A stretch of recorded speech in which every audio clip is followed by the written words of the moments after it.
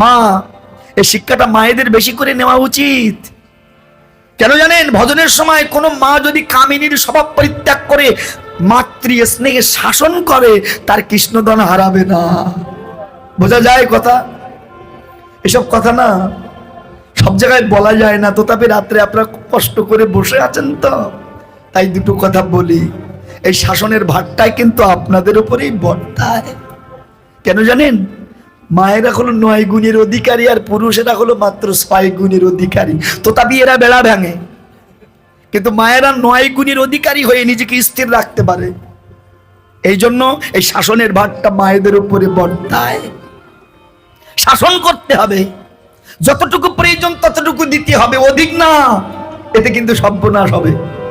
সাধনের সময় যদি কেউ ভাবে ওখানে গেলে আমি সুখ পাবো, ওখানে গেলে আনন্দ পাবো, ওখানে গেলে তৃপ্তি পাবো, মশাই ওখানে গেলেই সর্বনাশ হবে। ভজনে কখনো পরিণতি চেয়েও না, পরিণাম চেয়েও না, তাহলে কিন্তু সর্বনাশ হবে। কি বোঝো? তা বোঝো, না হলে মুখ বোঝো। কি এই জন্য খুব তত্ত্বের ঘরের কথা গো। তাইতে রাধারানী বলছে, শোনো, যার কাছে বধূ অপেক্ষা সোনার মূল্য বেশি, বধূ সেই কুঞ্জে গেল কেন? শাসনটা দেখুন। যাও, এই মুহূর্ত আমার ঘর থেকে চলে যাও, আমি তোমার ওই বদন আর দেখব না। দেখেছেন মা, সাপের চলার গতি যেমন বক্র, প্রেমের চলার গতিও কিন্তু বক্র। সাপ যেমন চলতে চলতে কখনই ফোনা তুলবে কেউ যেমন জানে না, তোদের প্রেম চলতে চলতে কখন যে বাঁক নেবে কেউ কিন্তু তা জানে না। জানে প্রেম এই ভালো তো এই মন্দ, নাকি? রাধারানীর অভিমান হয়েছে, তখন ভগবান রাধারানীর চরণটা জড়িয়ে ধরেছে। ওই রাধে রাজনন্দিনী মম জীবন দহিতে, যাও যাও, বড় গুণনিধি বট, জানা গেল তব চরিতে। কিঞ্চিত কস্মিন নব রাধগ্ন করমি, সংকেত করি আন ঘরে যাও, নিশি জাগরি হামি। বধূ, সংকেত তুমি আমাকে দিলে, আর যার কাছে সোনার মূল্য বেশি, যে তোমায় ভালোবাসে না, সে তার কুঞ্জে তুমি গেলে। যাও, এই মুহূর্তে তুমি আমার কুঞ্জ পরিত্যাগ করো। সখীদের ডেকে বলছে, ললিতা, বিশাখা, আমার কথা শোন, এই মুহূর্তে আমাকে বধূকে চলে যেতে বল। ওকে উঠে যেতে বল করে সই, ওকে উঠে যেতে, ওকে উঠে যেতে বল রে সই, ওর নামে নাই মোর সুখ।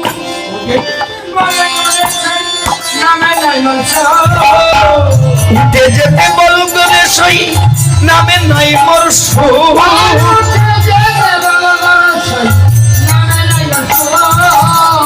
উনি করলেন ধর্ম নষ্ট, পেলাম বড় দুঃখ।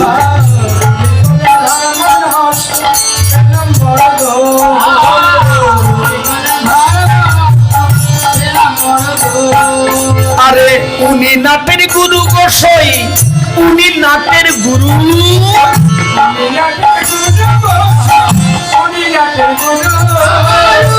বাবা, উনি করলেন ঘরের বাহির, নাচাইয়া ভুরু।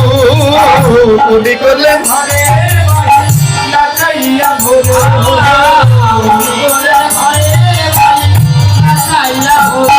আমার জাদুকুল মানুষ সবই গেল, ওই কালো রূপে নয়ন দিয়ে জাদুকুল মানুষ সবই গেল।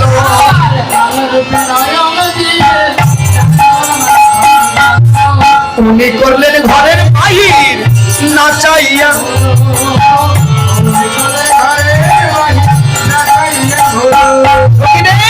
এই মুহূর্তে চলে যেতে বল, আমি ওই বদন আর দেখবো না। এই ওই ভোলা ভালা নয়ন দেখে, বদন দেখে মনে করিস না অত সহজ। ওর এই রূপে, ওর এই নয়নে নয়ন যে দিয়েছে না, তার জাত কুল মান ধর্ম কিচ্ছু থাকে না, সব হরণ করে নেয়। তাই শোন, এই মুহূর্তে আমাকে চলে যেতে বল। এখন আমাদের আর কি প্রয়োজন, ওর তো অনেক হয়েছে। মায়েরা অনেক সময় বলেন না, যখন ওর কেউ ছিল না তখন আমি ছিলাম, এখন ওর অনেক হয়েছে, আমাদের কি দরকার, বলে তো। রাধারানীর অবস্থাও তাই। এনে চন্দ্র হাতে দিত, ছিল উহার কাজ।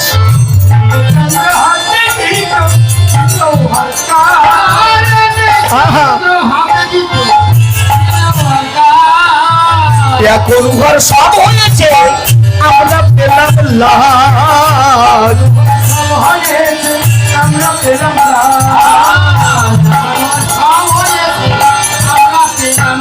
সখীরে, আমি যদি চাইতাম হাতে চাঁদ এনে দিতে পারতো।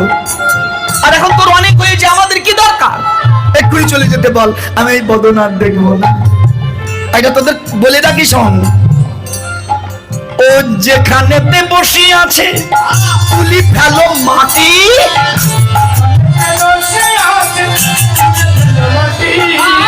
যেখানেতে এখুনি উঠিয়া গেলে দেব ছোড়ার ছাতি। এখুনি এখুনি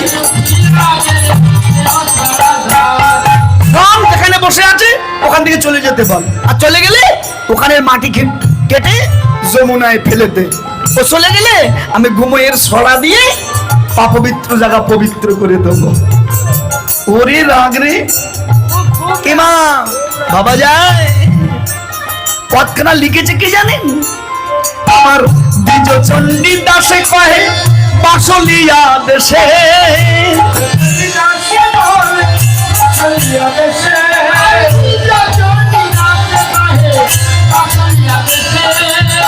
উহার সঙ্গে লেহ করি তনু হইল শেষ।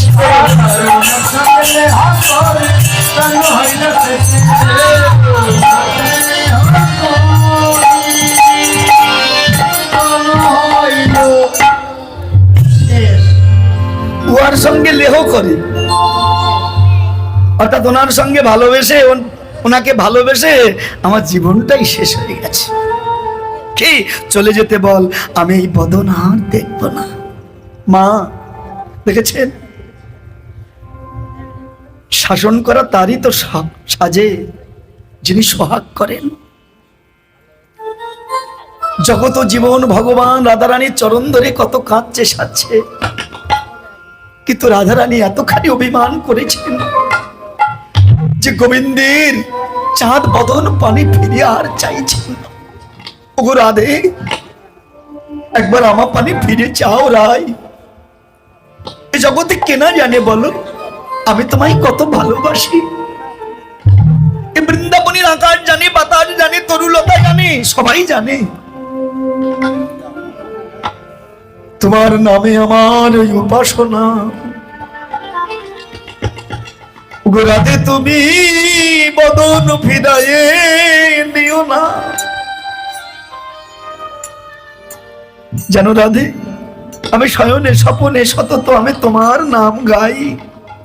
আহা, একবার আমার পানে ফিরে চাও। তুমি যদি আমাকে এমন করে তাড়িয়ে দাও আমি কোথায় যাব বলতে পারো? ঠিক তো? ভক্ত ছাড়া ভগবান চলতে পারে? পারে না। ভক্ত আছে বলেই তো ভগবানের এত মূল্য।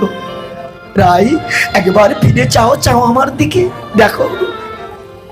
চাহ মুখ তুলি রাই, চাহ মুখ তুলি, চাহ মুখ তুলি রাধে, চাও চাহ মুখ তুলি, নয়ন নাচনে নাচে পরাণ পুতুলি রাধা বিনোদিনী। আহা, চাহ মুখ তুলি,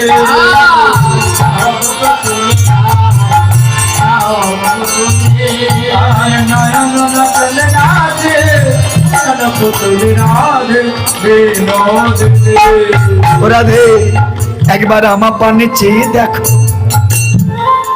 শোনো, তুমি আমার এই নয়নের মনি, আমি তুমি ছাড়াই অগতে আর কিছুই দেখি না। একবার আমার পানে ফিরে যাও, আহা একবার আমার পানে ফিরে যাও। তুমি তো জানো না আমি তোমায় কত ভালোবাসি। দেখো তোমার ভালোবেসে আমি তোমার বরণ লাগিয়া এই পীতবাস পরিধান করেছি রাধে। দেখো আহা পীত পিন্ধন কিয়ে তহুয় অভিলাষে,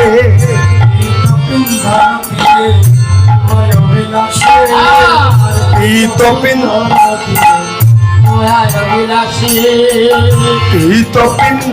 কিয়ে তুহয় অভিলাষে,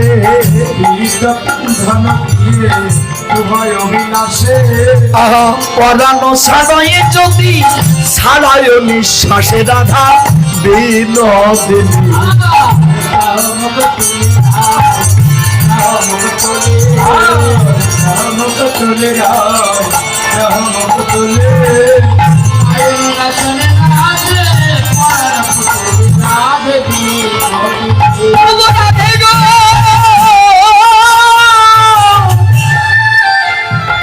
তুমি আমার নিঃশ্বাস, তুমি আমার প্রশ্বাস,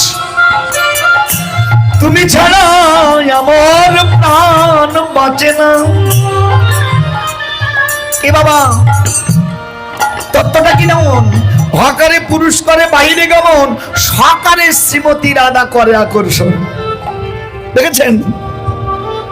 ভেবে দেখুন, হশব্দে হরণ হয়ে যাওয়া, যা চলে গেলে মানুষ মারা যায়, কিন্তু সশব্দে শক্তি তত্ত্ব রাধা তত্ত্ব যে ধরে রাখে, কি ভেবে দেখুন, নিমেষেই ত্যাগ হয়ে গেল তো শেষ হয়ে গেল, কিন্তু যার ভিতরে রাধা তত্ত্ব জেগেছে, রাধা প্রেম জেগেছে, যে রাধার প্রকৃত তত্ত্ব অনুভব করেছে, সে শক্তি দ্বারা কৃষ্ণ ধনকে ধরে রাখে।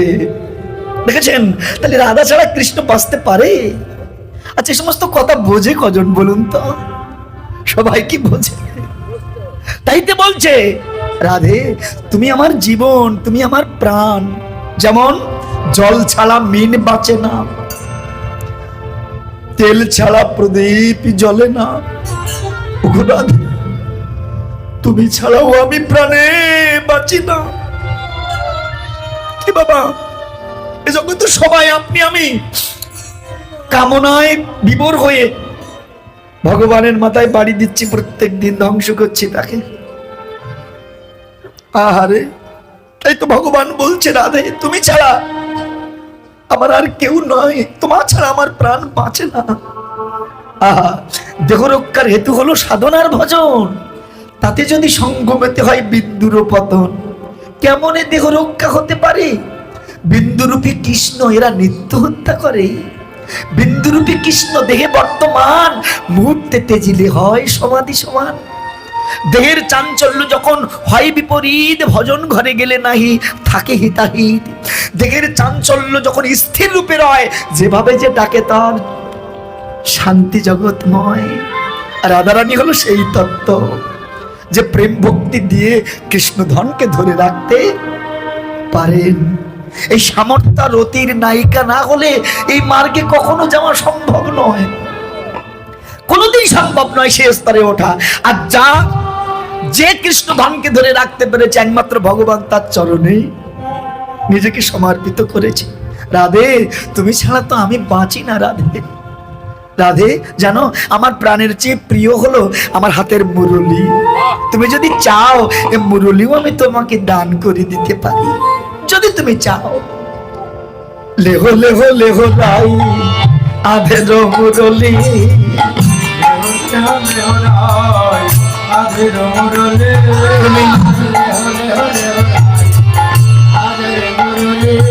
শুধু পরশিতে চায় তবু চরণের ধুলি রাধা বিনোদিনী।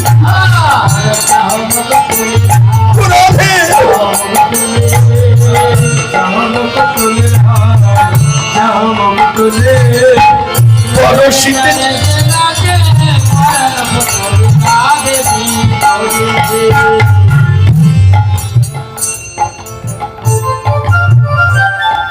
রাধে একবার নয়ন মেলে চাও আমার পানে, দেখো আমার পানে। রূপে গুণে যৌবনে তুমি ভুবনে গলি, বিধাতা গড়েছে তব পরানো পুতুলি। মা, জাগতিক জগতের রূপগুণ থাকলে কিন্তু সে গুণী নয়। কি বাবা, যদি ভিতরে স্বরূপ তত্ত্ব কারো জ্ঞান না হয়, কি বাবা, বাইরে আমার যতই দেখতে সুন্দর হোক না কেন, ভিতরে যদি অন্ধকার থাকে তার দ্বারা কিন্তু জগতের কল্যাণ হয় না। কিন্তু বাইরে যতই কুৎসিত হোক না কেন, ভিতরে যদি জ্ঞানের প্রদীপ জ্বলে, সেই মানুষের সঙ্গ করলে অমানুষও মানুষ হতে পারে। হরি বল, হরি বল।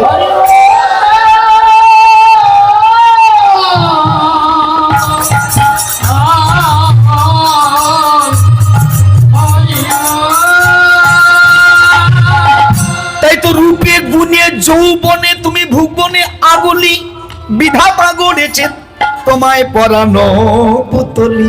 রাধে, তোমার কি নাই, রূপ গুণ সবই আছে, তথাপি তুমি কেন এত কৃপণ, কেন আমার পানে ফিরে চাইছো না? বৈষ্ণব গীত কবি কি বলছে জানেন? প্রভু কেন চাইছে না সেটার কারণও তুমি। কি বাবা, ভেবে দেখো, তার কারণও তুমি। কারণ